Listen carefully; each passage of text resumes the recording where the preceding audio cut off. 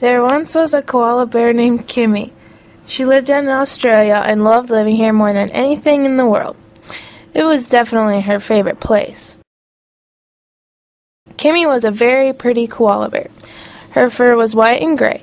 She had a leather nose and large ears. She weighed about 50 pounds and had a height of about 3 feet.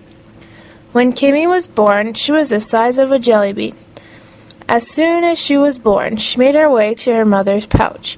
You may know another animal that does this, the kangaroo. One day, when Kimmy was about 7 months old, she left her mother's pouch to find some leaves to eat. This was the first time she had ever left her mother, so she was a bit nervous. She collected her leaves and then kept a few extra in her pouch.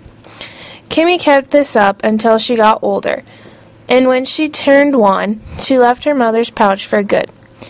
She was very excited when she left. Some of her favorite things to do included sleeping, sometimes up to 18 hours a day, eating eucalyptus leaves, and lounging around. Kimmy's favorite place to hang out was up in the tree with the rest of her koala friends. One day, when Kimmy was lounging around, she heard an unfamiliar sound. She had never heard this sound before, and she wondered what it could be. The sound began to get closer and closer to where she was sitting. She was becoming very frightened.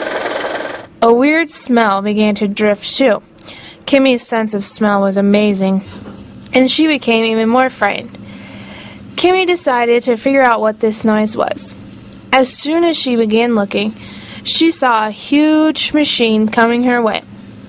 It turned out to be a bulldozer coming to knock down all of her trees. Quickly, she ran to the bulldozer and sat on top of it. The bulldozer just kept driving.